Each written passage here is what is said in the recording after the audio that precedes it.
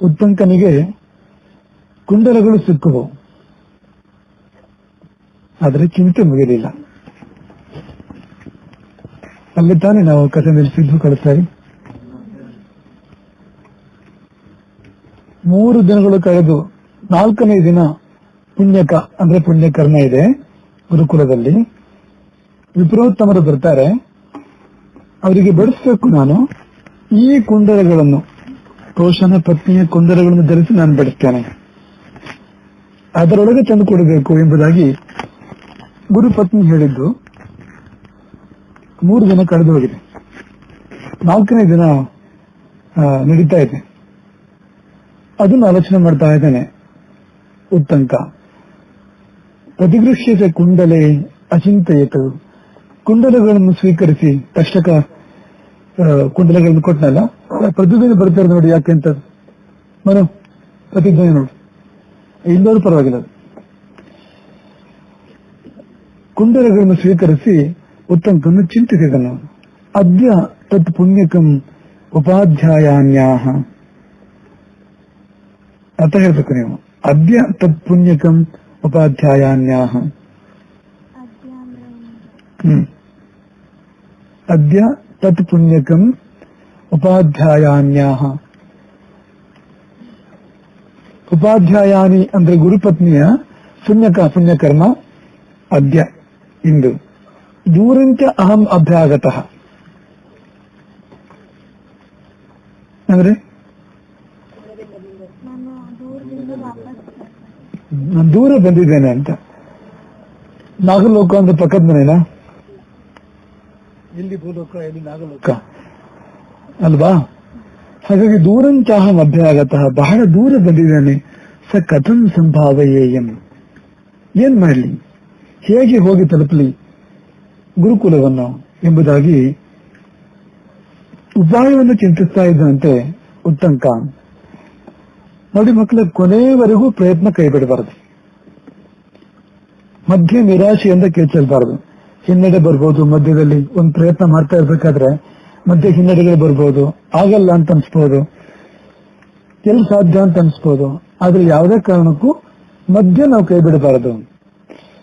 ಅದಕ್ಕೆ ಉತ್ತಂಕನೇ ಉದಾಹರಣೆ. ನಿಜವಾಗಿ ನೋಡಿದ್ರೆ ಸಾಧ್ಯವೇ ಇಲ್ಲ.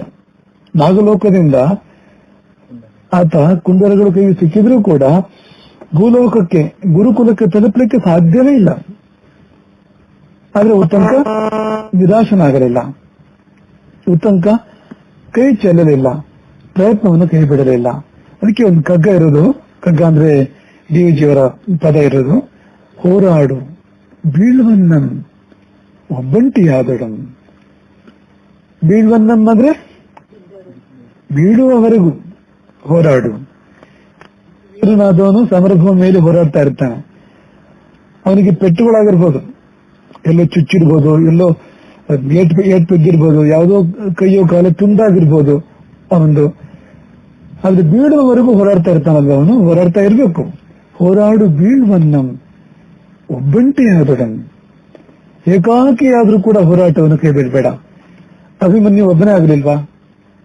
ಇಡೀ ಕೌರವ ಸೇನೆಯ ಮಧ್ಯದಲ್ಲಿ, ಅಂತ ದೊಡ್ಡ ಸೈನ್ಯದ ವೀರಾದಿ ವೀರರ ಮಧ್ಯದಲ್ಲಿ ಅಭಿಮನ್ಯು ಒಬ್ಬನೇ ಇರಲಿಲ್ವಾ? ಅವನು ಎಲ್ಲ ಪರಿಕರಗಳು ನಾಶವಾಗಿದ್ವು. ಅವನ ರಥ, ಕುದುರೆಗಳು, ಸಾರಥಿ, ಅವನ ಪಾರ್ಶ್ವರಕ್ಷಕರು, ಪೃಷ್ಠರಕ್ಷಕರು ಎಲ್ಲರೂ ಯಾವುದೊಂದು ಉಳಿದಿರಲಿಲ್ಲ. ಅವನ ಬಿಲ್ಲು ಬಾಣಗಳು ಹೋಗಿದ್ವು, ಆಯುಧಗಳು ಯಾವುದೂ ಉಳಿದಿರಲಿಲ್ಲ. ಆದ್ರೂ ಹೋರಾಡಲಿಲ್ವಾ ಅಭಿಮನ್ಯು?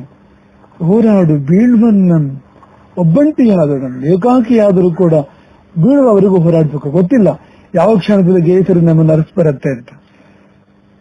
ಧೀರ ಪಥವನ್ನ ಬೆದಕು ಸಕಲ ಸಮಯದಳು. 2 ತರಹ ದಾರಿ ಇದೆ ನಮ್ಮ ಮುಂದೆ. ಒಂದು ಹೇಡಿಗಳ ದಾರಿ, ಇನ್ನೊಂದು ಧೀರರ ದಾರಿ. ನಮ್ಗೆ ಯಾವ ದಾರಿ ಬೇಕು ಹೇಳಿ? ಹೇಡಿಗಳ ದಾರಿ ಅಂದ್ರೆ ಪಲಾಯನ ಮಾಡು, ಓಡೋಗು, ಆ ದಾರಿನ. ಹೋರಾಡು ಬೀಳುವ ಅನ್ನೋ ದಾರಿನ, ಯಾವ ದಾರಿ ಇಷ್ಟ ನಿಮಗೆ ಹೇಳಿ? ಅದೇ ಇದು ಧೀರ ಪಥವನ್ನೇ ಬೆದಕು ಸಕಲ ಸಮಯದಳು. ಧೀರ ಪಥವನ್ನೇ, ಧೀರ ಮಾರ್ಗವನ್ನೇ ಸಕಲ ಸಮಯದಳು. ಯಾವ ಸಮಯವಾಗಿರ್ಬೋದು, ಎಂಥ ಸನ್ನಿವೇಶ ಇರ್ಬೋದು, ಧೀರ ಮಾರ್ಗವನ್ನು ಆಶ್ರಯಿಸಬೇಕು ಹೊರತು ಹೇಡಿಗಳ ಮಾರ್ಗವನ್ನು ಆಶ್ರಯಿಸಬಾರದು. ಸೇರುಗಳು ಹೇಗಿರ್ತಾರೆ ಅಂದ್ರೆ ದೂರದಲ್ಲಿ ಗೊಣಗುತ್ತ ಬಾಳುವ ಏನು ಬೆಲೆ. ಎಲ್ಲೋ ದೂರದಲ್ಲಿ ಗೊಣಗ್ತಾ ಇರ್ತಾರೆ, ಅದ್ ಸರಿ ಇಲ್ಲ ಇದ್ ಸರಿ ಇಲ್ಲ, ಗೊಣಗ್ತಾ ಇರ್ತಾರೆ. ಮಾಡ್ಬೇಕು ಅದನ್ನ ಮಾಡಲ್ಲ, ದೇಶ ಸರಿ ಇಲ್ಲ, ಸರ್ಕಾರ ಸರಿ ಇಲ್ಲ, ಸಮಾಜ ಸರಿ ಇಲ್ಲ, ಕಾಲ ಕೆಟ್ಟೋಗಿದೆ ಅಂತ ಗೊಣಗ್ತಾ ಇರ್ತಾರೆ. ಸರಿಪಡಿಸೋಕೆ ಏನ್ ಬೇಕು ಅದನ್ನ ಮಾಡೋದಿಲ್ಲ ಅಂತ. ನೋಡಿ, ನಾವೊಬ್ರು ಸರಿಯಾದ್ರೆ ಕೊನೆ ಪಕ್ಷ ಈ ಪ್ರಪಂಚದಲ್ಲಿ ಒಬ್ರು ಒಳ್ಳೆಯವನಾದಂತ ಆಯ್ತಲ್ವಾ. 100 ಕೋಟಿ ಜನರ ಪ್ರಪಂಚದಲ್ಲಿ ಅಟ್ಲೀಸ್ಟ್ ನಾವು ನಮ್ಮನ್ನು ಸರಿ ಮಾಡ್ಕೊಂಡ್ರೆ ಒಂದು ಮನುಷ್ಯ ಸರಿಯಾದಾಗ ಆಗತ್ತಲ್ವಾ, ಹೌದು ಅಲ್ವಾ ಹೇಳಿ.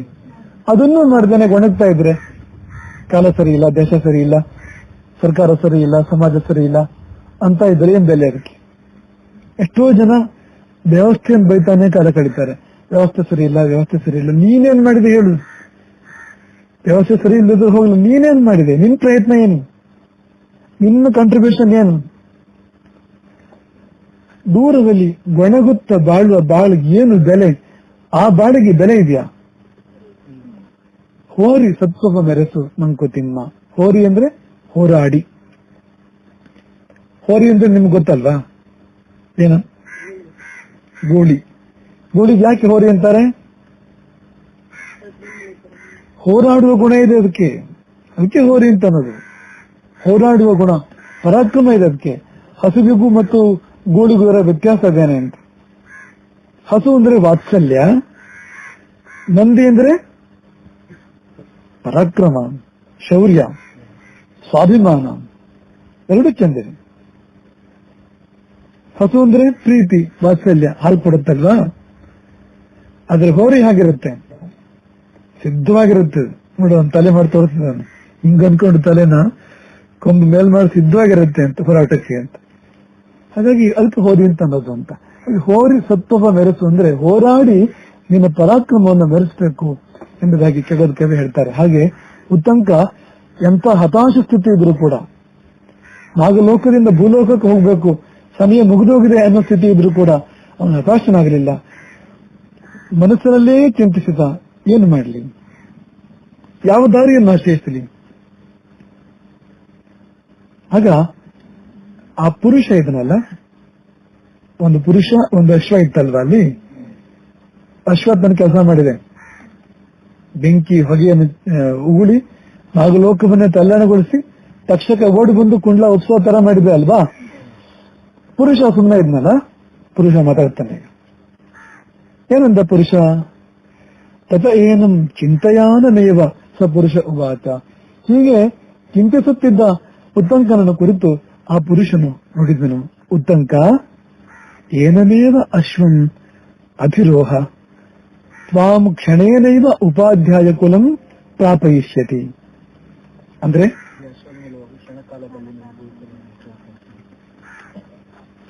ನಿಮಗೆ ಶಬ್ದ ಎಲ್ಲ ಗೊತ್ತಾ? ನಾನು ಹೇಳಿದ ಶಬ್ದ ಎಲ್ಲ ಇದು ಶಬ್ದ ಪೂರ್ತಿ ಗೊತ್ತಾ? ಮತ್ತೆ ಯಾಕೆ ಗೊತ್ತಾಯ್ತು?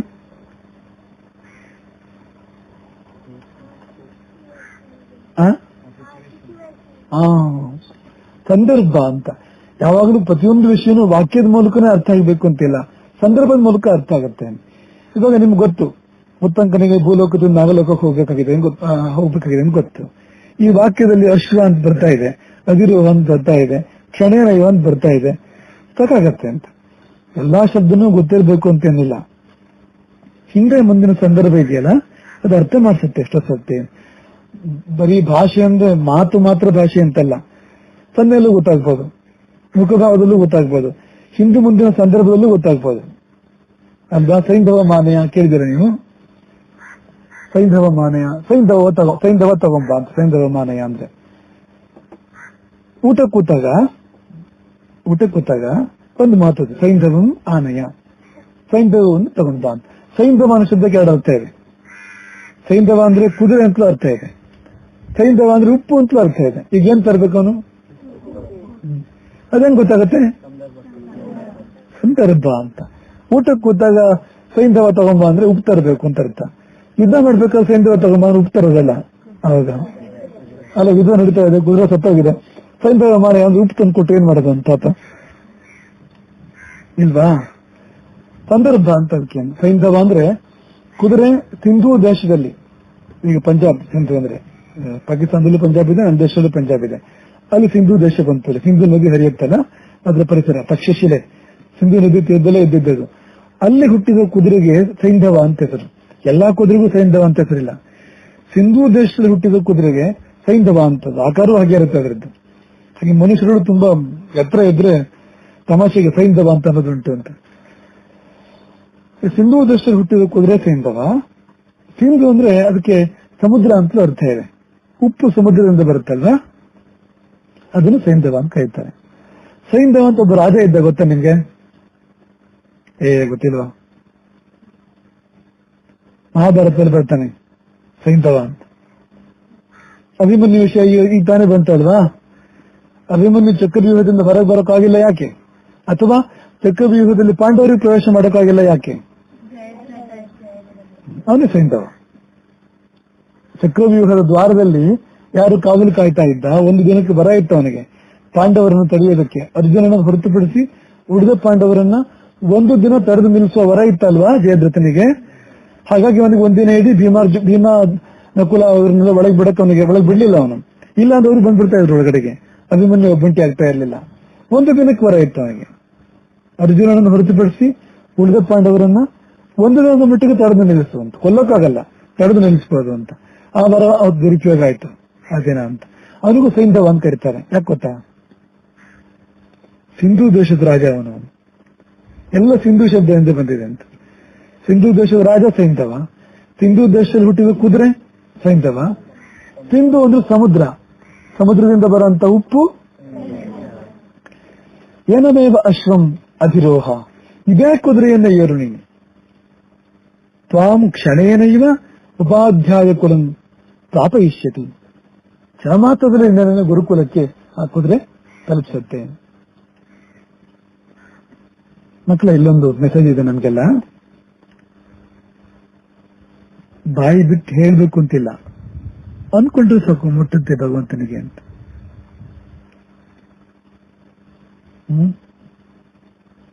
ಭಾವ ಇದೆಯಲ್ಲ, ನಮ್ಮ ಮನಸ್ಸಿನ ಭಾವನೆ ಇದೆಯಲ್ಲ, ನಾವು ಯೋಚನೆ ಮಾಡ್ತಾ ಇರ್ತೀವಲ್ಲ ಏನಾದ್ರು, ಅದನ್ನು ಗೊತ್ತಾಗ್ತಾ ಇರುತ್ತೆ ಅಂತ ದೇವರಿಗೆ ಅಂತ. ಇಲ್ಲೇ ಇರ್ತಾನೆ, ಒಳಗಡೆಗೆ ಇರ್ತಾನ. ನಮ್ ಒಳಗೆ ಇದ್ಕೊಂಡು ನೀ ಎಲ್ಲಿ ಯೋಚನೆ ಮಾಡ್ತೀಯೋ ಅಲ್ಲೇ ಒಳಗೆ ಕೂತಿರ್ತಾನ, ನೋಡ್ತಾ ಇರ್ತಾನೆ. ನಮಗ್ ಬರೋ ಪ್ರತಿ ಥಾಟ್ ಇದೆಯಲ್ಲ, ಎವರಿ ಥಾಟ್, ಪ್ರತಿ ಯೋಚನೆನೂ ಅವನಿಗೆ ಗೊತ್ತಾಗ್ತಾ ಇರುತ್ತೆ. ನಾವು ಅನ್ಕೊಂಡಿರ್ತೀವಿ ಯಾರಿಗೂ ಗೊತ್ತಾಗ್ತಾ ಇಲ್ಲ ಅಂತ, ಬಟ್ ಅವನಿಗೆ ಗೊತ್ತಾಗ್ತಾ ಇರುತ್ತೆ. ಹಾಗಾಗಿ ಉತ್ತಂಕ ಬಾಯಿ ಬಿಟ್ಟು ಹೇಳ್ತಾ ಇದ್ರು. ಉತ್ತಂಕ ಉಪಾಧ್ಯಾಯ ಗುರುಕುಲಕ್ಕೆ ಹೇಗೆ ತಲುಪಲಿ ಹೋಗಿ ಅಂತ ಬಾಯಿ ಬಿಟ್ಟು ಹೇಳ್ತಾ ಇದ್ರು. ಗೊತ್ತಾಯ್ತು ಯಾರಿಗೆ? ಆ ಪುರುಷನಿಗೆ ಗೊತ್ತಾಯ್ತು ಅಂತ, ಯಾರೋ ಒಂದು ಸಾಮಾನ್ಯ ಮನುಷ್ಯ ಅಲ್ಲ ಅಂತ ಆಯ್ತು.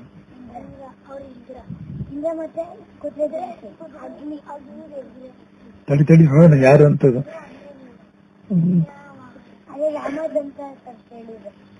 ಓ, ಅಲ್ಲಿಗೆ ಇದು ಜಾಣ ನೀನ್ ಕೇಳಿ ಉಳಿದವರಿಗೆಲ್ಲ ದಾರಿ ಮಾಡ್ಕೊಟ್ಟೇನೆ ಅಂತ. ಬುಕ್ ಓದ್ತೀಯಾ? ಅಮ್ಮ ಓದಿಸ್ತಾರ? ಇಲ್ಲಿ ಇವರು ಅಮ್ಮದಕ್ಕೆಲ್ಲ ಓದಿಸ್ತಾರೆ ನನಗೆ ಇಲ್ಲನು. ಇರ್ಲಿ ಬಿಡು. ಇವಾಗ ನೋಡು, ಅಂದ್ಕೊಂಡ್ರೆ ಸಾಕು, ಬಾಯಿ ಬಿಟ್ಟು ಅನ್ಬೇಕಾಗಿಲ್ಲ ಅಂತ. ಬಾಯಿ ಬಿಟ್ಟು ಅನ್ಬೇಕಾಗಿಲ್ಲ, ಅಂದ್ಕೊಂಡ್ರೆ ಸಾಕು ಭಗವಂತನಿಗೆ ಮುಟ್ಟುತ್ತೆ ಅನ್ನೋದಕ್ಕೆ ಉದಾಹರಣೆ ಅಂತ. ಅದಕ್ಕೆ ಒಂದು ತಮಾಷೆ ಉದಾಹರಣೆ ಇದೆ. ಮೇಲಧಿಕಾರಿ, ಕೆಳಗಿನ ಅಧಿಕಾರಿ, ಹೈಯರ್ ಆಫೀಸರು, ಅವನು ಸಬಾರ್ಡಿನೇಟ್, ಇಬ್ರು ಇದ್ದಾರೆ. ಹೈಯರ್ ಆಫೀಸರ್ ಇದಾನಲ್ಲ, ತುಂಬಾ ಉಪದ್ರ ಕೊಡ್ತಾ ಇದ್ದಂತೆ, ಕಿರುಕುಳ ಕೊಡೋದು. ಕೆಳಗಿನ ಅಧಿಕಾರಿಗೆ ತುಂಬಾ ಕಾಟ ಕೊಡೋದಂತೆ, ಕಿರುಕುಳ ಕೊಡೋದಂತೆ. ಸಾಕ ಹೋಗಿತ್ತು ಆ ಕೆಳಗಿನ ಅಧಿಕಾರಿಗೆ. ಒಂದು ದಿನ ಬಂದು ತನ್ನ ದಾಸ್ ಹತ್ರ ಕೇಳ್ತಾನ ಅವನು. ಒಂದು ಶಬ್ದ, ಒಳ್ಳೆ ಶಬ್ದ ಅಲ್ಲ, ಕೆಟ್ಟ ಶಬ್ದ, ಬೈಗಲ ಶಬ್ದ ಅದು. ಅದನ್ನ ಹೇಳಿ, ನಿಮ್ಗೆ ಹೀಗಂದ್ರೆ ಏನಾಗುತ್ತೆ? ಏನಾಗತ್ಯ? ಕೇಸ್ ಆಗ್ತೇನೆ ನಿನ್ ಮೇಲೆ, ಜೈಲಿ ಹೋಗ್ತೀಯ, ನೀವು ದಂಡ ಕಟ್ಬೇಕಾಗತ್ತೆ, ಮಾನನಷ್ಟ ಮೊಕದ್ದಮೆ ಆಗ್ತೀನಿ ಅಂದಂತೆ. ಯಾರು? ಬಾಸ್.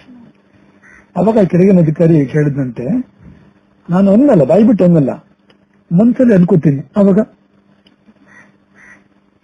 ಏನು ಮಾಡೋಕ್ಕಾಗಲ್ಲ. ಹೇಳಿದ್ರೆ ಮಾತ್ರ ಕೇಸಲ್ಲಿ ಹಾಕಕ್ಕಾಗೋದು, ಮನ್ಸಲ್ಲಿ ಅನ್ಕೊಂಡು ಏನು ಮಾಡೋಕ್ಕಾಗಲ್ಲ. ಹಾಗಾದ್ರೆ ನಾನು ಈಗ ಮನ್ಸಲ್ಲಿ ಅನ್ಕೊಂಡೆ ನಿಮ್ ಬಗ್ಗೆ, ಹಾಗೆ ನೋಡಿ ಪಾಪ ನೀನು ಮಾಡಾಗಿಲ್ಲ ಅಲ್ವಾ? ಲಾ ಕೆಲಸ ಮಾಡೋದು ಯಾವಾಗ ಅಂದ್ರೆ ಎಲ್ಲರೂ ಬರ್ಬೇಕದು. ಎಲ್ಲರೂ ರೆಕಾರ್ಡ್ ಆಗ್ಬೇಕು, ಅದು ರೆಕಾರ್ಡ್ ಆಗದಿದ್ರೆ ಲಾ ಕೆಲಸ ಮಾಡಲ್ಲ. ಧರ್ಮ ಮಾತ್ರ ಕೆಲಸ ಮಾಡೋದು, ಅಲ್ಲಿ ಕೆಲಸ ಮಾಡೋದು ಧರ್ಮ ಮಾತ್ರ ಅಂತ ಮನ್ಸಲ್ಲಿ ಅನ್ಕೊಂಡ್ರೆ ಅಂತ. ಹೀಗೆ ಮನುಷ್ಯರ ಮಧ್ಯೆ ನೀನ್ ಬಾಯಿ ಬಿಟ್ಟು ಹೇಳಿದ್ರೆ ಗೊತ್ತಾಗಲ್ಲ. ನಾವು ಒಳಗೊಳಗೆ ಏನಾದ್ರು ಅನ್ಕೋಬಹುದು, ಮಾಡ್ಕೋಬಹುದು. ಆದರೆ ದೇವರಿಗೆ ಪ್ರತಿಯೊಂದು ಗೋಚರ ಅಂತ. ಹಾಗಾಗಿ ಕನಕದಾಸರಿಗೆ ಬಾಳೆಹಣ್ಣು ತಿನ್ನಕ್ಕಾಗಿಲ್ಲ. ಗುರುಗಳು ಬಾಳೆಹಣ್ಣು ಕೊಟ್ಟು ಎಲ್ಲ ಶಿಷ್ಯರಿಗೂ. ಒಬ್ರು ಬಚ್ಚೆ ಮನೆ ಒಳಗೆ ಬಾಗಿಲು ಹಾಕೊಂಡು ಹೋಗಿ ತಿಂದ್ರಂತೆ ಅಲ್ವಾ, ಇನ್ನೊಬ್ರು ಹೊಳೆ ಒಳಗೆ ಮುಳುಕೊಂಡು ತಿಂದ್ರಂತೆ, ಮತ್ತೆ ಯಾರು ಕಾಡಲ್ಲಿ ಹೋಗಿ ಪೊದೆ ಹಿಂದ್ಗಡೆ ಹೋಗಿ ತಿಂದ್ರಂತೆ, ಕತ್ಲಾದ್ಮೇಲೆ ತಿಂದ್ರಂತೆ. ಕನಕನಿಗೆ ಮಾತ್ರ ತಿನ್ನಕ್ಕಾಗಿಲ್ಲ. ಯಾಕೆ? ಸರ್ವಜ್ಞವನು, ಹಾಗಾಗಿ ಅಂತ. ಸರ್ವದ್ರಷ್ಟ, ಸರ್ವದರ್ಶಿ, ಎಲ್ಲರ ಇದ್ದಾನೆ, ಎಲ್ಲ ನೋಡ್ತಾ ಇದ್ದಾನೆ ಅಂತ. ಹಾಗಾಗಿ ಉತ್ತಂಕನ ಮನೋಭಾವವು ಕೂಡ ಮುಟ್ಟಿತ್ತು. ನಿಮಗೆ ಭಕ್ತಿ ಇದ್ರೆ, ನಿಮ್ ಮನಸ್ಸು ಶುದ್ಧ ಇದ್ರೆ, ಇನ್ನು ಚೆನ್ನಾಗಿ ಹೇಳ್ಬೇಕು ಅಂದ್ರೆ ನಿಮ್ಮ ಕಾನ್ಶಿಯನ್ಸ್ ಕ್ಲಿಯರ್ ಇದ್ರೆ, ನಿಮ್ಮ ಭಾವ ಶುದ್ಧ ಇದ್ರೆ ಮುಟ್ಟುತ್ತಾನೆ, ಉತ್ತರನೂ ಬರುತ್ತೆ. ಅಶುದ್ಧ ಭಾವನೂ ಮುಟ್ಟುತ್ತಾನೆಗೆ. ಮುಟ್ಟದು ಶುದ್ಧ ಭಾವ ಮುಟ್ಟುತ್ತೆ ಅಂತೇನಿಲ್ಲ.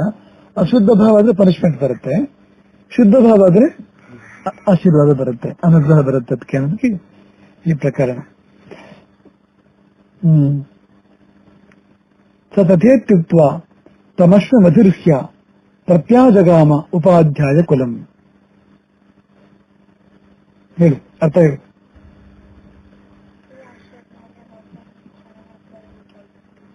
ಅದು ಹಿಂದಿನ ಮಾತಾಯ್ತು. ಇವಾಗ ಮುಂದೇನು ಅಂದ್ರೆ, ಮುಂದೇನಾಯ್ತು ಅನ್ನೋದು ಈ ವಾಕ್ಯದಲ್ಲಿ ಇರೋದು.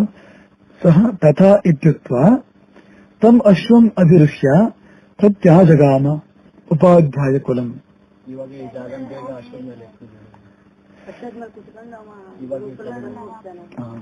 ಅದು ಕರೆಕ್ಟ್, ಆ ಉತ್ತರ ಸರಿ ಇದೆ.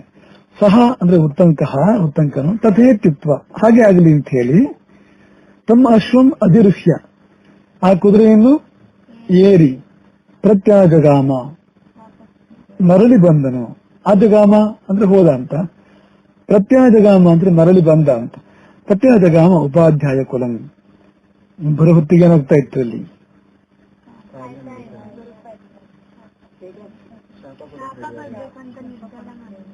ಅದು ಅವಾಗ ಒಂದು ವಾರ ಹಿಂದೆ ಇದು. ಮತ್ತೆ ತುಂಬಾ ಗೊತ್ತಾಯ್ತಲ್ಲ ಅದಾಗಿ. ನೋಡಿ ಏನಾಗ್ತಾ ಇತ್ತು ಅಂತಂದ್ರೆ, ಉಪಾಧ್ಯಾಯಾನಿ ಸ್ನಾತ, ಗುರುಪತ್ನಿ ನಿಂದು ಮಡಿಯುಟ್ಟು ಕೇಶಾನಾದಾಪಯಂತಿ, ಕೂದಲು ಬಾಚ್ಕೋತಾ ಇದ್ಲು. ದಂತ ಪತ್ರಿಕೆಯ, ದಂತದ ಬಾಚಣಿಕೆ ಇರ್ತಾ ಇತ್ತು ಅವತ್ತಿನ ಕಾಲದಲ್ಲಿ. ದಂತದ ಬಾಚಣಿಕೆಯಿಂದ ಕೂದಲು ಬಾಚ್ಕೋತಾ ಇದ್ಲು. ಉಪವಿಷ್ಟ, ಕುತ್ಕೊಂಡು ಕೂದಲು ಬಾಚ್ಕೋತಾ ಇದ್ಲು. ನೋಡಿದ್ಲಂತೆ, ಇನ್ನು ತೊಟ್ಕೋಬೇಕದ್ನ ಕುಂಟಲ. ಸ್ನಾನಾಗಿದೆ, ಮಡಿಯುಟ್ಟಾಗಿದೆ, ಕೂದಲು ಬಾಚ್ಕೋತಾ ಇದ್ದಾಳೆ. ಕೂದಲು ಬಾಚ್ಕೊಂಡು ಮುಗಿತಿದ್ದಾಗೇನೆ ಕುಂಡಲ ಹಾಕೋಬೇಕು. ಉತ್ತಂಕೋ ನಾಗಚ್ಚತಿ,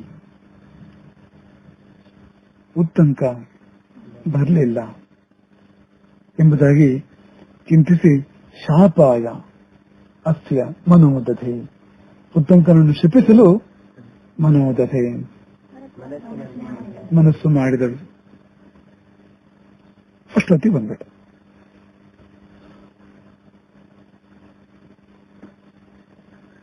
ಅಷ್ಟೇ ಹೊತ್ತಿಗೆ ಬಂದ ಅಂತ ನೋಡಿ. ಅವನ ದೃಶ್ಯ ಎಷ್ಟು ಚೆನ್ನಾಗಿತ್ತು. ಒಂದು ಕ್ಷಣ ತಡವಾಗಿದ್ರೆ ಅಷ್ಟೊತ್ತಿಗೆ ಬಂದ್ಬಿಡ್ತಾನೆ ಅಂತ. ಏತಸ್ಮಿನ್ ಅಂತಾರೆ, ಏತಸ್ಮಿನ್ ಅಂದರೆ ಸಕಾಲದಲ್ಲಿ, ಸರಿಯಾದ ಸಮಯದಲ್ಲಿ. ಅಂದ್ರೆ ಎಷ್ಟು ಚೆನ್ನಾಗಿದೆ ಅಂದ್ರೆ, ಕುಂಡ್ಲ ತಗೊಂಡು ಕಿವಿಗೆ ಇಟ್ಕೋಬೇಕು ಅವಳು, ಅದೇ ಸಮಯ ಅಂತ. ಮುಂಚೆ ಬಂದಾಗ ಆಗ್ತಾ ಇತ್ತು, ಆಮೇಲೆ ಬಂದು ತಡ ಆಗ್ತಾ ಇತ್ತು. ಯಾವಾಗ ಬಂದ ಅಂದ್ರೆ, ಯಾವಾಗ ಬೇಕಿತ್ತೋ ಆಗಲ್ಲೇ ಸರಿಯಾದ ಸಮಯದಲ್ಲಿ ಮುಹೂರ್ತ ನೋಡಿ ಬಂದ ಹಾಗೆ ಆ ಕ್ಷಣದಲ್ಲಿ ಬಂದು ಉಪಾಧ್ಯಾಯಾನಿ ಗುರುಪತ್ನಿಗೆ ನಮಸ್ಕಾರ ಮಾಡಿದ, ಕುಂಡರಿಗಳನ್ನು ಸಮರ್ಪಣೆ ಮಾಡಿದ. ಆಕೆ ಉತ್ತಂಕನಿಗೆ ಹೇಳಿದಳು, ಉತ್ತಂಕ ದೇಶೇ ಕಾಲೇ ಅಭ್ಯಾಗತಃ, ಸರಿಯಾದ ಸಮಯಕ್ಕೆ ಸರಿಯಾದ ಸ್ಥಳಕ್ಕೆ ಬಂದ ನೀನು. ಸರಿಯಾದ ಸಮಯದಲ್ಲಿ ಅಲ್ವಾ. 4:15 ಪಾಠ ಅಂದ್ರೆ 4:15 ಇರ್ಬೇಕಲ್ಲ ನೀವು ಇಲ್ಲಿ. 4:15 ಪಾಠಕ್ಕೆ 5:15 ಬರ್ಬೋದಾ? 4:15 ಬರ್ಬೇಕಲ್ವಾ. 4 ಗಂಟೆಗೆ ಬಂದ್ರೆ ನೋಡಿ, 4 ಗಂಟೆಗೂ ಬರಬಾರ್ದು, 5 ಗಂಟೆಗೂ ಬರಬಾರ್ದು, ಕರೆಕ್ಟ್ ಆಗಿ ಬರ್ಬೇಕು. 4:15 ಸರಿಯಾಗಿ ಬರ್ಬೇಕು. ಅದೇ ಉತ್ತಂಕ ಮಾಡಿದ್ದು ಕೂಡ ಹಾಗೆ ಅಂತ.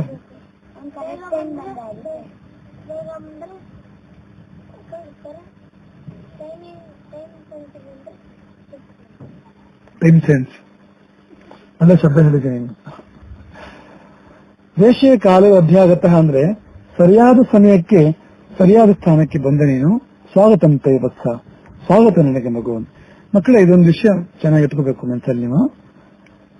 ನೀವು ಏನೇ ಮಾಡಿದ್ರು ಮಾಡೋದೆಷ್ಟು ಇಂಪಾರ್ಟೆಂಟ್, ಸಮಯಕ್ಕೆ ಮಾಡೋದು ಮತ್ತು ಎಲ್ಲಿ ಮಾಡಬೇಕು ಅಲ್ಲಿ ಮಾಡೋದು ಅಷ್ಟೇ ಇಂಪಾರ್ಟೆಂಟ್. ಕಾಲ ದೇಶ ಈ ಶಬ್ದ ನೆನ್ಪಿಟ್ಕೊಳ್ಳಿ. ಕಾಲ ದೇಶ ಸಂಧ್ಯಾ ವಂದನೆ ಮಾಡ್ಬೇಕಾದ್ರು ಹೇಳ್ತಾರೆ ನೋಡಿ, ಕಾಲ ಇದೆ. ಈಗ ಉದ್ದ ಹೇಳ್ತಾರೆ ನೋಡಿ, ಸಂಕಲ್ಪ ಮಾಡ್ಬೇಕಾದ್ರೆ ಎಲ್ಲ ಹೇಳ್ತಾ ಬರ್ತಾರೆ ನೋಡಿ. ಎಲ್ಲಿದ್ದೇನೆ ನಾನು, ಯಾವ ಸಮಯದಲ್ಲಿದ್ದೇನೆ, ಎಲ್ಲದನ್ನೂ ನಿರೂಪಣೆ ಮಾಡ್ತಾರೆ. ಅಲ್ಲಿ ವಿಷ್ಣು ರಾಜ್ಯ ಶುರುವಾಗತ್ತೆ. ಯಾಕೆಂದ್ರೆ ಈ ಕಾಲ ದೇಶ ತುಂಬಾ ಇಂಪಾರ್ಟೆಂಟ್. ಈಗ 4:15 ಇರ್ಬೇಕು ನೀವು. ಎಲ್ಲಿರ್ಬೇಕು? 4:15 ಇರ್ಬೇಕು, ಅದು ಕಾಲ. 4:15 ಇಲ್ಲಿರ್ಬೇಕು, ದೇಶ ಅದು ಅಂತ. ದೇಶ ಅಂದ್ರೆ ಪ್ಲೇಸ್. ಇದೆರಡು ತುಂಬಾ ಮುಖ್ಯವಾಗಿರ್ತಕ್ಕಂಥದ್ದು ಅಂತ ಅಲ್ವಾ. ಈಗ ಬೆಳಗ್ಗೆ ಹೇಳ್ಬೇಕು, ಎಷ್ಟೊತ್ತಿಗೆ? 11 ಗಂಟೆಗೆ ಇದ್ರೆ ಏನಾಗುತ್ತೆ ಅಲ್ವಾ ಅಲ್ವಾ. ಯಾವ ಹೊತ್ತಿಗೆ ಹೇಳ್ಬೇಕು ಅಂತ.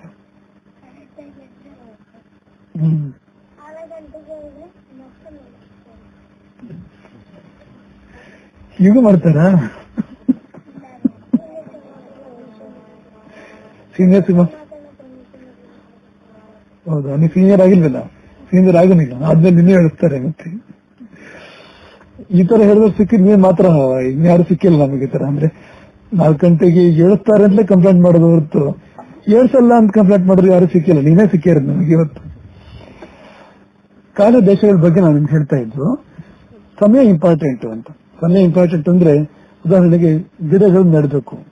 ಯಾವಾಗ ನೆಡಬೇಕು?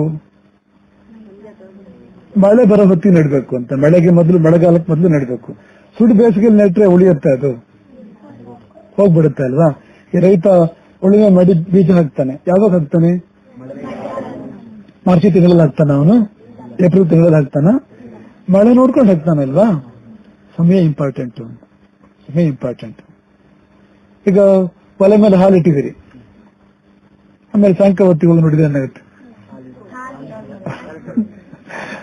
ಸಮಯ ಇಂಪಾರ್ಟೆಂಟ್ ಅಂತ. ಎಷ್ಟು ಹೊತ್ತಿಗೆ ಇಳಿಸ್ಬೇಕು ಅಷ್ಟೊತ್ತಿಗೆ ಇಳಿಸ್ಬೇಕು. ಈಗ ಹಾಲಾದ್ರೂ ವಾಸಿ, ಅದು ಇಳ್ಕೊಂಡ್ ಬರುತ್ತೆ. ಅದೇ ನೀವು ಇಳಿಸೋದು ಇಳ್ಕೊಂಡ್ ಬರುತ್ತೆ. ಬಟ್ ಅನ್ನ ಆದ್ರೆ ಸುಟ್ಟೋಗುತ್ತಲ್ವಾ, ಸೀದೋಗುತ್ತಲ್ವಾ, ತಿನ್ನಕ್ ಬರುತ್ತಾ ಆಮೇಲದು? ಇಲ್ಲ ಅಲ್ವಾ. ಸಮಯ ಇಂಪಾರ್ಟೆಂಟ್. ಇಳಿಸ್ಬೇಕಾದ ಸಮಯಕ್ಕೆ ಇಳಿಸ್ಬೇಕು ಅಲ್ವಾ. ಹಾಗೆ ದೇಶ ಪ್ಲೇಸ್ ಕೂಡ ಇಂಪಾರ್ಟೆಂಟ್. ಈಗ ಒಂದ್ ಮನೇಲಿ ಬೆಟ್ಲ ಮನೆ ಇರುತ್ತೆ, ದೇವ್ರ ಕೋಣೆ ಇರುತ್ತೆ, ಅಡಿಗೆ ಕೋಣೆ ಇರುತ್ತೆ, ಊಟದ ಕೋಣೆ ಇರುತ್ತೆ, ಎಲ್ಲ ಒಂದೇ ತಾನೆ. ಹಾಗಾಗಿ ದೇವ್ರ ಕೋಣೆ ಸ್ನಾನ ಮಾಡೋದು, ಆಮೇಲೆ ಬಟ್ಲು ಮನೆಗೆ ಹೋಗಿ ಜಪ ಮಾಡೋದು ಆಗತ್ತಾ?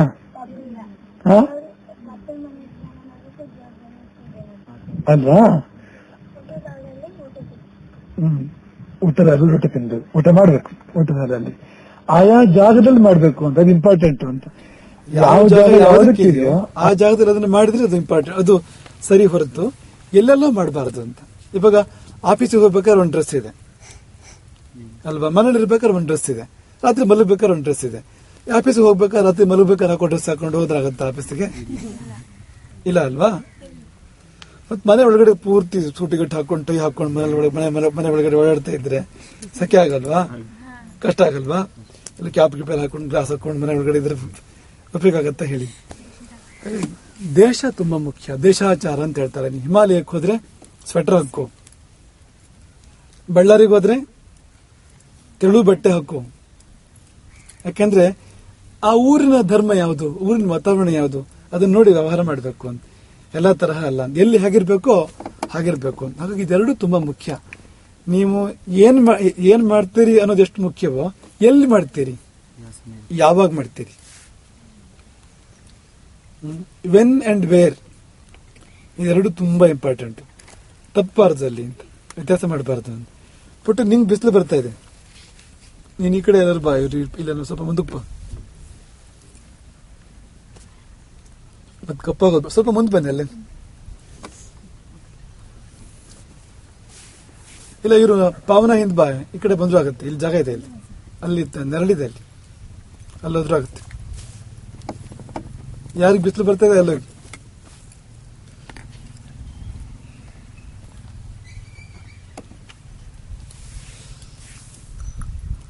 ಭತ್ತ ಬೆಳೆಯುವಲ್ಲಿ ಜೀರಿಗೆ ಬೆಳೆಯಲ್ಲ. ಈ ಊರಲ್ಲಿ ಭತ್ತ ಬೆಳೆಯುತ್ತೆ, ಜೀರಿಗೆ ಬೆಳೆಸೋಕ್ಕಾಗಲ್ಲ. ಎಲ್ಲರೂ ನೋಡಿದ್ರೆ ಜೀರಿಗೆ ಗದ್ದೆನ? ಇಲ್ಲಿ ಜೀರಿಗೆ ಬೆಳೆಯುತ್ತೆ ರಾಜಸ್ಥಾನದಲ್ಲಿ, ಅಲ್ಲಿ ಭತ್ತ ಬೆಳೆಯಲ್ಲ. ಬೆಳೆಯುತ್ತಾ?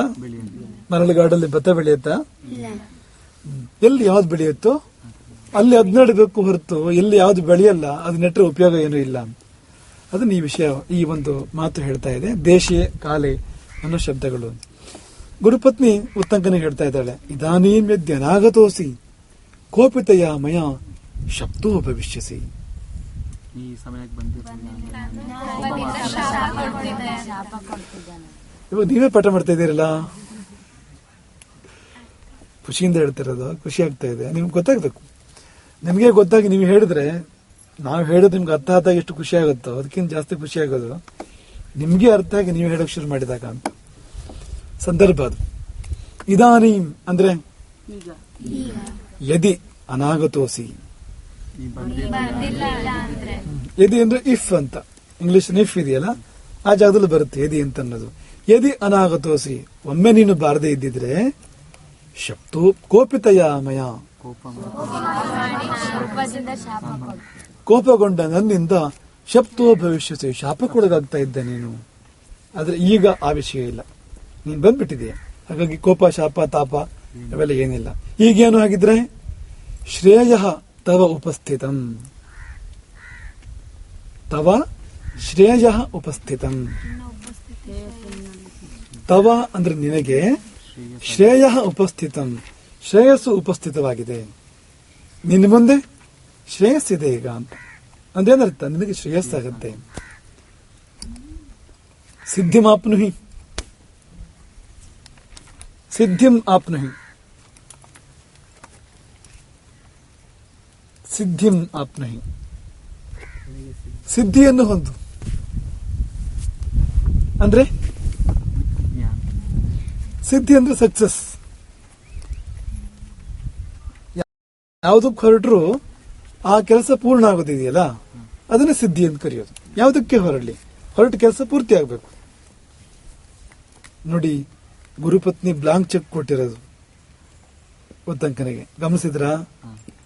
ಇಂಥ ವಿಷಯಕ್ಕೆ ಸಿದ್ಧಿ ಆಗಲಿ ಅಂತ ಹೇಳಿದ್ದ ಗುರುಪತ್ನಿ? ಮತ್ತೆ ಬ್ಲಾಂಕ್ ಚೆಕ್. ಅದು ಬ್ಲಾಂಕ್ ಚೆಕ್ ಅಂದ್ರೆ ಗೊತ್ತಲ್ಲ ನಿಮ್ಗೆ? ಅಮೌಂಟ್ ಮೆನ್ಷನ್ ಮಾಡ್ದೇನೆ ಸೈನ್ ಮಾಡಿಕೊಟ್ರೆ ಅಮೌಂಟ್ ನಾವು ಬರ್ಕೊಳ್ಳೋದು, ಎಷ್ಟು ಬೇಕಾದ್ರೂ ಬರ್ಕೋಬಹುದು. ಬಟ್ ಅದಕ್ಕಿಂತ ಇದು ಶ್ರೇಷ್ಠ. ಯಾಕೆಂದ್ರೆ ಅದಕ್ಕೆ ಲಿಮಿಟ್ ಇದೆ, ಇದಕ್ಕೆ ಲಿಮಿಟ್ ಇದೆ.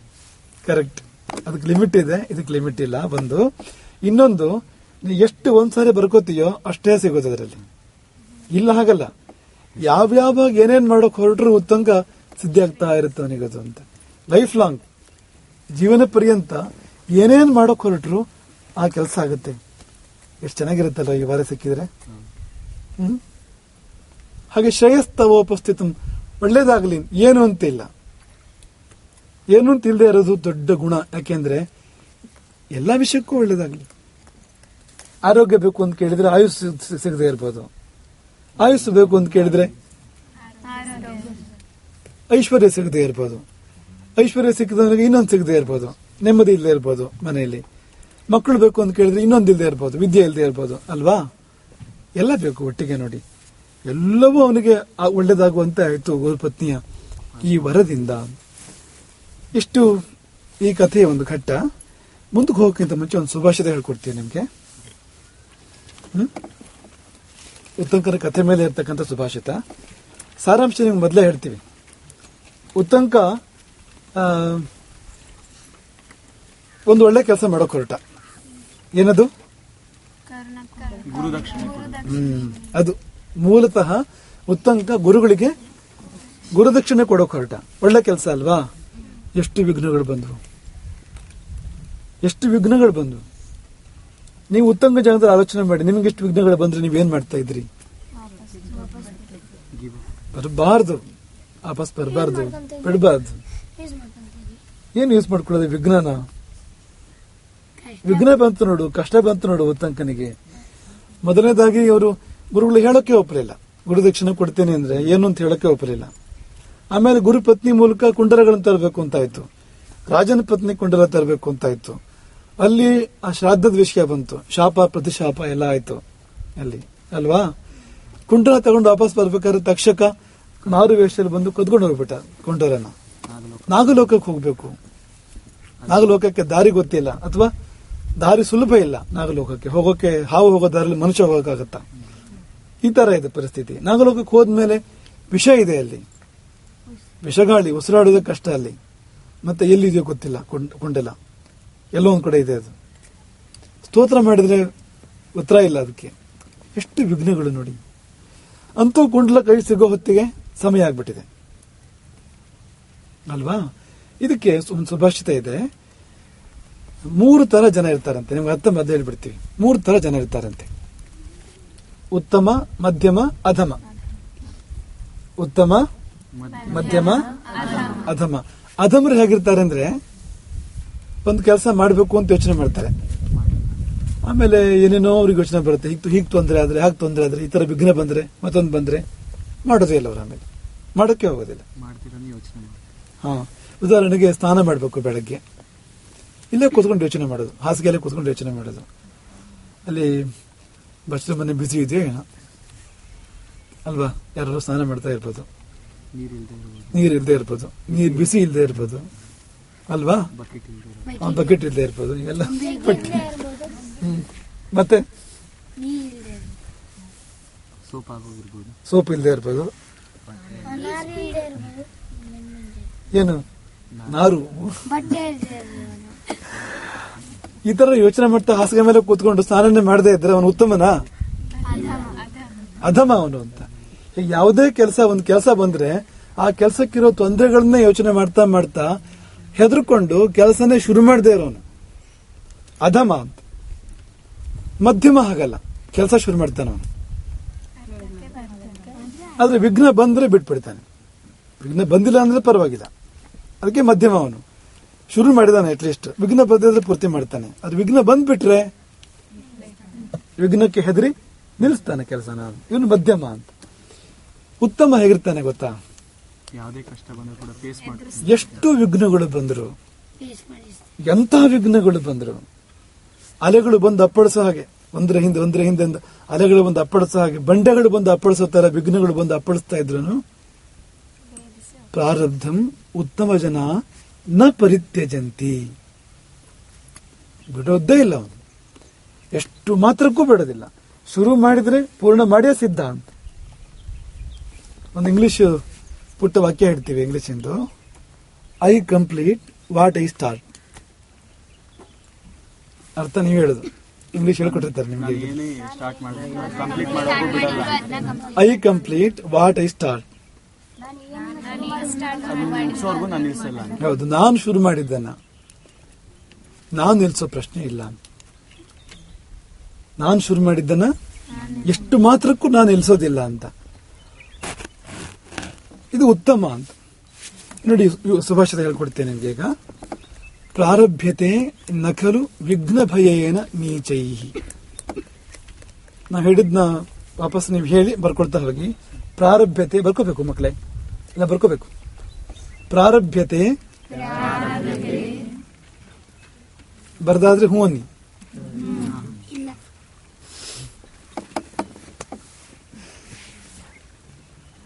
ಬರ್ದಾಗಿಲ್ವಾ? ಪರವಾಗಿಲ್ಲ, ಮೆಲ್ಲ ಬರ್ಕೊ. ನೀನು ಬರೆಯೋಕೆ ಕಷ್ಟ ಆಗ್ಬೋದು. ಇಂಗ್ಲಿಷ್ ಅಲ್ಲ, ಕನ್ನಡದಲ್ಲಿ ಬರ್ಕೋಬೇಕು. ನೀವು ಬಂದಾಗ ಬರ್ಕೊಳ್ಳಿ, ಆಮೇಲೆ ಸರಿ ಮಾಡ್ಕೊಳ್ತಾರೆ ನಮ್ಗೆ ಆರ್ಯ ಇರು. ಪ್ರಾರಭ್ಯತೆ ನ ಖಲು. ಹೇಳಿ, ನ ಖಲು. ನ ಆದ್ಮೇಲೆ ಸ್ಪೇಸ್ ಕೊಡಬೇಕು. ನ ಖಲು ವಿಘ್ನ ಭಯೇನ ನೀಚೈಹಿ. ಈಗ ಅರ್ಥ ಹೇಳ್ತೀರಾ ಅದಕ್ಕೆ? ಪ್ರಾರಭ್ಯತೆ ನ ಖಲು ವಿಘ್ನ ಭಯೇನ ನೀಚೈಹಿ. ಪ್ರಾರಂಭ ಮಾಡೋಕ್ಕಿಂತ ಮುಂಚೆನೆ ನಿಲ್ಲಿಸ್ತಾನೆ. ನೀಚೈಹಿ ಅಂದ್ರೆ ನೀಚರಾದವರು, ಅಂದ್ರೆ ಅಧಮ ವರ್ಗದವರು. ವಿಘ್ನ ಭಯೇನ ವಿಘ್ನ ಬಂದ್ಬಿಡ್ಬೋದು ಅನ್ನೋ ಭಯದಿಂದ ನ ಪ್ರಾರಭ್ಯತೆ, ಕೆಲಸ ಸ್ಟಾರ್ಟ್ ಶುರು ಮಾಡೋದೇ ಇಲ್ಲ, ಶುರು ಮಾಡೋದೇ ಇಲ್ಲ. ಮುಂದಕ್ಕೀಗ ಪ್ರಾರಭ್ಯ. ಹೇಳಿ, ಎಲ್ರು ಹೇಳಿ. ವಿಘ್ನ ವಿಹತಾಹ, ವಿಘ್ನ ವಿಹತಾಹ ವಿರಮಂತಿ. ಬರ್ಕೊಂಡಾಯ್ತಾ? ಮಧ್ಯಾಹ. ಪ್ರಾರಭ್ಯ ವಿಘ್ನ ವಿಹತಾಹ ವಿರಮಂತಿ ಮಧ್ಯಾಹ. ಆಯ್ತಾ? ಅರ್ಥ ಹೇಳಿ. ಮಧ್ಯಾಹ ಮಧ್ಯಮನು ಅಥವಾ ಮಧ್ಯಮರು, ವಿಘ್ನ ವಿಹತಾಹ ವಿಘ್ನ ಬಂದು ಒದಗಿದಾಗ, ಪ್ರಾರಭ್ಯ ವಿರಮಂತಿ ಶುರು ಮಾಡಿಕೊಂಡು ವಿಘ್ನ ಬಂದಾಗ ವಿರಮಂತಿ. ಮಧ್ಯಾಹ ಪ್ರಾರಭ್ಯ ವಿಘ್ನ ವಿಹತಾಹ ವಿರಮಂತಿ. ಮುಂದಕ್ಕೆ ವಿಘ್ನೈಹಿ ವಿಘ್ನೈಹಿ ಪುನಃ ಪುನರಪಿ. ಪುನಃ ಆದ್ಮೇಲೆ ಸ್ಪೇಸು. ಪುನಃ ಪುನರಪಿ ಪ್ರತಿಹನ್ಯಮಾನಾಃ. ಪ್ರತಿಹನ್ಯಮಾನಾಃ ವಿಘ್ನೈಃ ಪುನಃ ಪುನರಪಿ ಪ್ರತಿಹನ್ಯಮಾನಾಃ. ಪ್ರಾರಬ್ಧಂ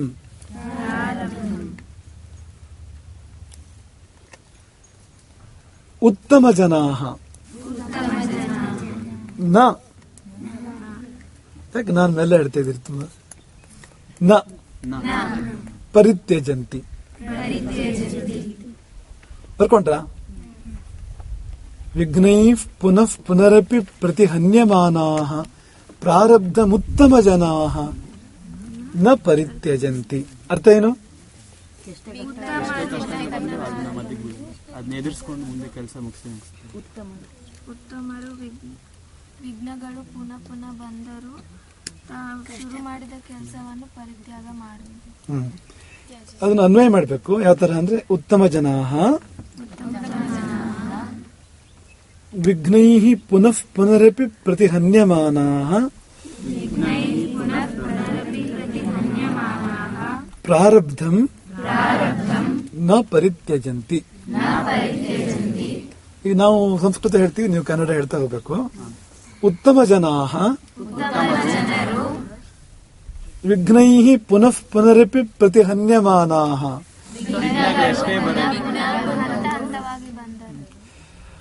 ಪ್ರತಿಹನ್ಯಮಾನಾಃ ಅಂದ್ರೆ ಬಂದು ಅಪ್ಪಳಿಸ್ತಾ ಇದ್ರು ಅಂತ. ಬಂದು ಹೌದು. ವಿಘ್ನೈಃ ಪುನಃ ಪುನರಪಿ ಪ್ರತಿಹನ್ಯಮಾನಾಃ ವಿಘ್ನಗಳು ಮತ್ತೆ ಮತ್ತೆ ಬಂದು ಅಪ್ಪಳಿಸ್ತಾ ಇದ್ರು. ಪ್ರಾರಬ್ಧಂ ನ ಪರಿತ್ಯಜಂತಿ. ಉತ್ತಂಕ ಈ ವರ್ಗಕ್ಕೆ ಸೇರಿದವನು. ಯಾವ ವರ್ಗಕ್ಕೆ? ಉತ್ತಂಕ ಉತ್ತಮ. ನೋಡಿ ಶಬ್ದ ಎಷ್ಟು ಹತ್ರ ಇದೆ ನೋಡಿ. ಉತ್ತಂಕ ಉತ್ತಮ. ನೀವು ಯಾವ ವರ್ಗಕ್ಕೆ ಸೇರಿದವರು ಹೇಳಿ? ನೀವು ಯಾವ ವರ್ಗಕ್ಕೆ ಸೇರಿದವರು? ನಿಜವಾಗಿ ಹೇಳಿ. ನೀವು ಯಾವ ವರ್ಗಕ್ಕೆ ಸೇರಿದವರು ಈಗ ಹೇಳಿ? ಅಧಮ ಅಲ್ವಾ? ಮಧ್ಯಮರ? ಹಾಗಾದ್ರೆ ಉತ್ತಮರಾಗ್ಬೇಕು.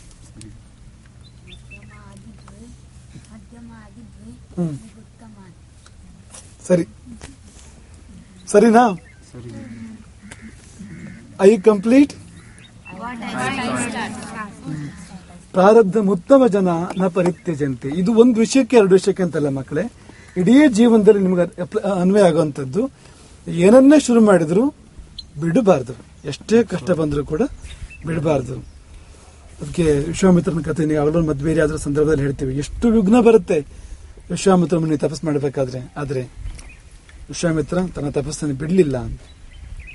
ಏಸು ಸಲ ತಪವಗೈದ್ ಏಸು ಬನ್ನವನ ಅಂತು ಕೌಶಿಕನು ಬ್ರಹ್ಮರ್ಷಿ ಪದಕರ್ಹನಾದನು.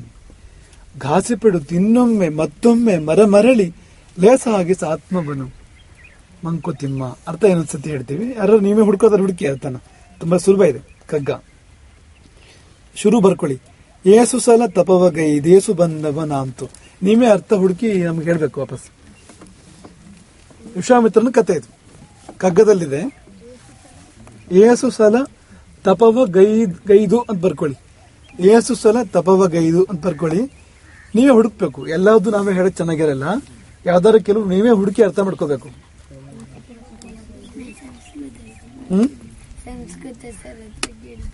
ಆಯ್ತು ಕೇಳು.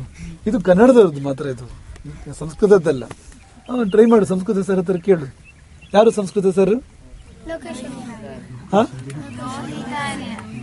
ಲೋಕೇಶಾರ್ಯ ಅಂಗೆಲೋ, ಲೋಹಿತಾರ್ಯ ಅಲ್ಲನೋ.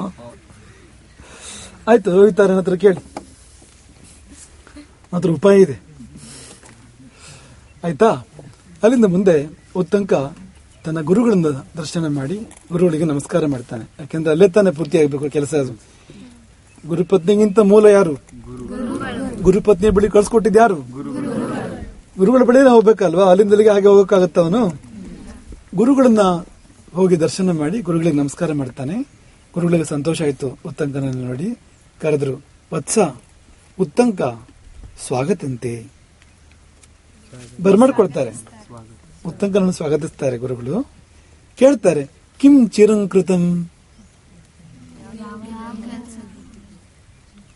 ಹೇಳಿ ನೋಡೋಣ. ಕಿಂ ಚಿರಂ ಕೃತಂ. ನೀವು ಸಂದರ್ಭ ಯೋಚನೆ ಮಾಡಬೇಕು ಅಂತ, ಏನ್ ಕೇಳಿರ್ಬೋದು ಗುರುಗಳು ಅಂತ. ಕಿಂ ಚಿರಂ ಕೃತಂ,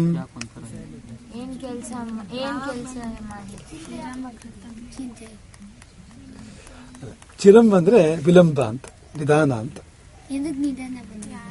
ಯಾಕೆ ತಡ ಆಯ್ತು ಅಂತ. ಕಿಂ ಚಿರಂ ಕೃತಂ ಅಂದ್ರೆ ಯಾಕೆ ಬೇಗ ಬರ್ಬೇಕಿತ್ತಲ್ವ, ನೀನು ಗುಂಡ್ಲ ತಗೊಂಡ್ ಬರ್ಬೇಕಿತ್ತಲ್ವಾ, ಕಿಂ ಚಿರಂ ಕೃತಂ ಯಾಕೆ ತಡ ಆಯ್ತು ಅಂತ ಕೇಳಿದ್ರು. ಅದಕ್ಕೆ ಉತ್ತಂಕ ಹೇಳಿದಂತೆ, ಭೋಹೋ ಅಂದ್ರೆ ಗೌರವದಿಂದ ಗುರುಗಳನ್ನು ಸಂಬೋಧನೆ ಮಾಡೋದು.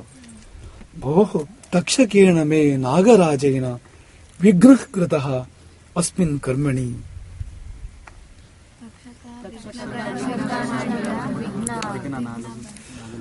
ನಾಗರಾಜ ತಕ್ಷಕನಿಂದ ನನಗೆ ವಿಘ್ನಗಳು ಉಂಟಾದವು. ಅಸ್ಮಿನ್ ಕರ್ಮಣಿ, ಈ ಕೆಲಸದಲ್ಲಿ ಅಂತ. ಅಸ್ಮಿನ್ ಕರ್ಮಣಿ ತಕ್ಷಕೇನ ನಾಗರಾಜೇನ ಮೇ ವಿಘ್ನ ಕೃತಃ ತೇನ ಅಸ್ಮಿ ನಾಗಲೋಕಂ ಗತಃ. ಅದಕ್ಕಾಗಿ ನಾಗಲೋಕಕ್ಕೆ ಹೋಗಿದ್ದೆ. ಸರಿ ಇದೆ. ಆಮೇಲೆ ಮುಂದೆ ಹೇಳ್ತಾ ಹೋಗ್ತಾನೆ, ತತ್ರ ಚ ನಾಗಲೋಕದಲ್ಲಿ ಮಯಾ ದೃಷ್ಟೇ ಸ್ತ್ರೀಯವು. ಎರಡು ಅಂತ ಗೊತ್ತಾಯ್ತು. ಸ್ತ್ರೀಯು ದ್ವಿವಚನ. ನಾವು ಕೈ ಹೀಗಂತಲ್ಲ ನೋಡಿದ್ಯಾ? ಅದನ್ನ ಕೈನೂ ನೋಡಿದ್ಯಾ? ನಿಮ್ ಮೊದ್ಲೇ ಗೊತ್ತಿತ್ತಲ್ಲ, ಇಬ್ರು ಸ್ತ್ರೀಯರು ಮೊದ್ಲೇ ಗೊತ್ತಿತ್ತಲ್ಲ ನಿಮ್ಗೆ. ಸಂಸ್ಕೃತದಲ್ಲಿ ದ್ವಿವಚನ ಇದೆ, ಬೇರೆ ಭಾಷೆಗಳಲ್ಲಿ ಇಲ್ಲ. ಕನ್ನಡದಲ್ಲಿ ಏಕವಚನ ಬಹುವಚನ ಮಾತ್ರ ಇರೋದು. ಅವನು ಅವರು ಇಬ್ರು ಅನ್ನೋದಕ್ಕೆ ಬೇರೆ ಬರಡಿಲ್ಲ ಕನ್ನಡದಲ್ಲಿ. ಇಂಗ್ಲಿಷಲ್ಲೂ ಇಲ್ಲ. ಸಂಸ್ಕೃತದಲ್ಲಿ ದ್ವಿವಚನ ಇದೆ, ಇಬ್ರು ಅನ್ನೋದಕ್ಕೆ ಬೇರೆ ಬರುತ್ತೆ. ರಾಮಃ ರಾಮೌ ರಾಮಾಹ ಅಂತ ದ್ವಿವಚನ ಬರುತ್ತೆ. ತತ್ರ ಚ ಮಯಾ ದೃಷ್ಟಿ ಸ್ತ್ರೀಯವು, ಇಬ್ರು ಸ್ತ್ರೀಯರನ್ನು ನೋಡಿದೆ ನಾಗಲೋಕದಲ್ಲಿ. ಏನ್ ಮಾಡ್ತಾ ಇದ್ರು? ತಂತ್ರೇ ಅಧಿರೋಪ್ಯ ಪಟಂ ವಯಂತ್ಯವು. ಪಟಂ ಅಂದ್ರೆ ಒಗಿತಾ ಇದ್ದಿದ್ದೆಲ್ಲ, ನೈತಾ ಇದ್ರು ಮಗ್ಗದಲ್ಲಿ. ಒಂದ್ ಸಂದರ್ಭದ ಮೇಲೆ ಹೋಗ್ತಾ ಇದ್ದಾನೆ, ಅವನ್ ಸಂದರ್ಭ ನೆನಪಾಗಿದೆ ನನಗೆ. ಬಟ್ಟೆ ಒಗೆಯೋದು. ಪಟಂ ವಯಂತ್ಯವು ಅಂದ್ರೆ ಕಥೆಲಿ ಏನ್ ಬಂದಿದೆ ನೆನ್ಪು ಮಾಡ್ಕೋ. ಕಥೆಲಿ ಬಂದಿರೋದು ಬಟ್ಟೆ ನೇಯ್ತಾ ಇದ್ರಲ್ವಾ ಮಗ್ಗದಲ್ಲಿ. ಪಟಂ ವಯಂತ್ಯವು ತಸ್ಮಿಂಶ್ಚ ಕೃಷ್ಣಾಹ ಸಿತಾಶ್ಚ ತಂತವಃ. ಕಪ್ಪು ಬಟ್ಟೆ ಮತ್ತು ಬಿಳಿ ಬಟ್ಟೆಯನ್ನು ನೈತಾರೆ. ತಂತವಃ, ತಂತು. ತಂತು ಅಂದ್ರೆ ಏನು? ಬಟ್ಟೆನೋ ದಾರನೋ. ತಂತು ಅಂದ್ರೆ ತಂತು ಅಂದ್ರೆ ದಾರ. ಮಾಂಗಲ್ಯ ತಂತು ನಾನು ಏನ ಕೇಳಿಲ್ವಾ? ತಂತು ಅಂದ್ರೆ ದಾರ. ಕೃಷ್ಣಾಹ ಸಿತಾಶ್ಚ ತಂತವಃ. ಹೌದಾ? ಕಿಂತತು ಏನದು? ಗುರುಗಳನ್ನ ಉತ್ತಂಕ ಕೇಳ್ತಾ ಇದ್ದಾನೆ. ತತ್ರಚ ದೃಷ್ಟೇ ಮಯಾ ಸ್ತ್ರೀಯವು, ಇಬ್ರು ಸ್ತ್ರೀಯರನ್ನು ಕಂಡೆ. ತಂತ್ರೇ ಅಧಿರೋಪ್ಯ ಪಟನ್ ಬಯಂತ್ಯವು, ಕಪ್ಪು ಬಿಳಿ ದಾರಗಳಿಂದ ಬಟ್ಟೆ ನೇಯ್ತಾ ಇದ್ರು. ಕಿಂತತು, ಗುರುಗಳನ್ನು ಕೇಳ್ತಾ ಇದ್ದಾನೆ. ಕೇಳೋಲ್ಲ ಕೇಳ್ಬೇಕಲ್ವಾ.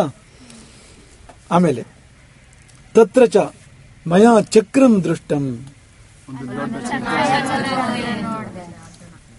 ದ್ವಾದಶಾರಂ, 12 ಏನು ಅರೆಕಾಲುಗಳು ಅಂತ ಅರಂ ಅಂತ ಸಂಸ್ಕೃತದಲ್ಲಿ ಹೇಳ್ತಾರೆ. 12 ಅರೆಕಾಲುಗಳುಳ್ಳ ಚಕ್ರವನ್ನು ನೋಡಿದೆ. ಷಟ್ಚ ಏನಂ ಕುಮಾರ ಪರಿವರ್ತಯಂತಿ,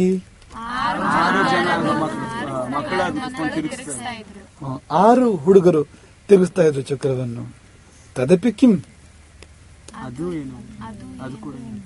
ಅದು ಕೂಡ ಏನು ಅಂತ. ಇದಾಯ್ತಲ್ವಾ, ಇದೇನು ಮತ್ತೆ ಅದೇನು. ಪುರುಷಶ್ಚಾಪಿ ಮಯಾ ದೃಷ್ಟ, ಅಲ್ಲೊಬ್ಬ ಪುರುಷನನ್ನು ನೋಡಿದೆ. ಸಚಾಪಿ ಕಹ,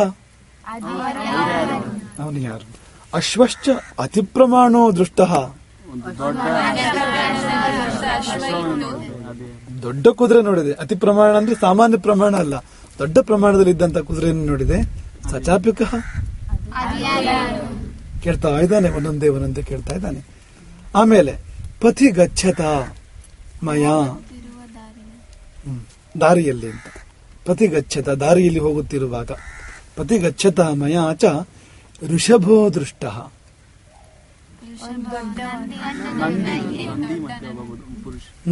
ಏನು ಹೊಂದಿ ಅಂತ ಕೇಳ್ತಾ ಗೊತ್ತಿ ನೋಡ್ತಾ ಇದ್ದೀನಿ. ನಂದಿ ಕಂಡಿತ್ತು ಒಂದು. ತಂಚ ಪುರುಷ ಅಧಿರೂಢ, ಏರಿ ಕುಳಿತ ಪುರುಷನೊಬ್ಬ. ತೇನಾಸ್ಮಿ ಸೋಪಚಾರಂ ಉಕ್ತ, ತೇನ ಪುರುಷೇನ ಅಹಂ ಉಕ್ತ ಸೋಪಚಾರಂ ಉಕ್ತ. ಆ ಪುರುಷ ನನಗೆ ಕೆಲವು ಮಾತುಗಳನ್ನ ಹೇಳ್ದ, ನನಗೆ ಹೀಗೆ ಹೇಳ್ದ ಅಂತ. ಸೋಪಚಾರಂ ಅಂದ್ರೆ ಪ್ರೀತಿಯಿಂದ, ಉಪಚರಿಸಿ ಅಂತ, ಅವಮಾನ ಮಾಡಿ ಅಲ್ಲ, ಜೋರ್ ಮಾಡಿ ಅಲ್ಲ, ವಿನಯಪೂರ್ವಕವಾಗಿ ಹೇಳಿರ್ತಕ್ಕಂಥದ್ದು ಅಂತ. ಏನೆಂದು ಅಂದ್ರೆ ಉತ್ತಂಕ ಅಸ್ಯ ಋಷಭಸ್ಯ ಪುರುಷಂ ಭಕ್ಷಯ.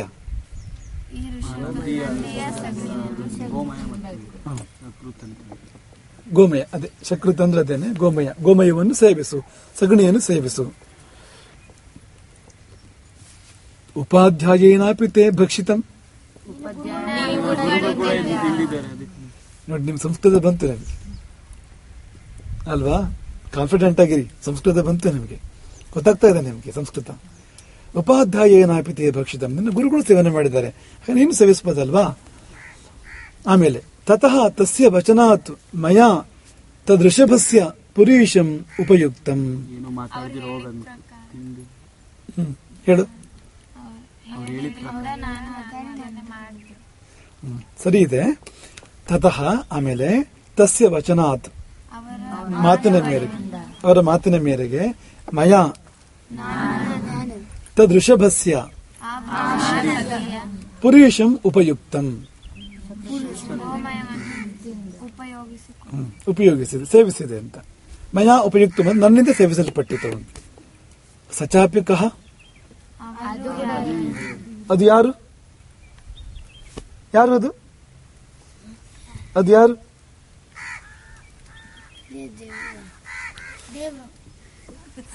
ನೋಡಿ ತಡಿ. ಆಯ್ತಾ. ತದೇತದ್ ಭವತಾ ಉಪದಿಷ್ಟಮಿಚ್ಛೇಯಂ ಶ್ರೋತುಂ ಕಿಂ ತದಿತಿ. ತದೇತದ್ ಭವತೋಪದಿಷ್ಟಮಿಚ್ಛೇಯಂ ಶ್ರೋತುಂ ಕಿಂ ತದಿತಿ. ತಮ್ಮಿಂದ ಉಪದೇಶವಾಗಬೇಕು. ಏನಿದೆಲ್ಲ, ಏನಿದ್ರ ಸೂಕ್ಷ್ಮ, ಏನಿದ್ರ ಮರ್ಮ, ಯಾರು ಅವರೆಲ್ಲ, ತಮ್ಮಿಂದ ತಿಳಿಬೇಕು ಅಂತ ಬಯಸಿದ್ದೇನೆ ಅಂದಾಗ ಗುರುಗಳು ಹೇಳಿದ್ರಂತೆ, ಏನೆಂದು ಇನ್ನೊಂದು ಪಾಠದಲ್ಲಿ ಹೇಳೋಣ. ನಿಮ್ಮ ಆಟದ ಹೊತ್ತೆಲ್ಲ ಹೋಗುತ್ತೆ ಈಗ ಈಗಲೇ ಇದು ಹೋಗಿರ್ಬೇಕು ನಿಮ್ದು. ಏನು ಪಾನೀಯ ಏನು ಹೋಗಿರ್ಬೇಕು ನಿಮ್ದು. 4:15 ಏನಿತ್ತು ಪಾನೀಯ ಇತ್ತಾ? ಏನಾಗಲ್ವಾ?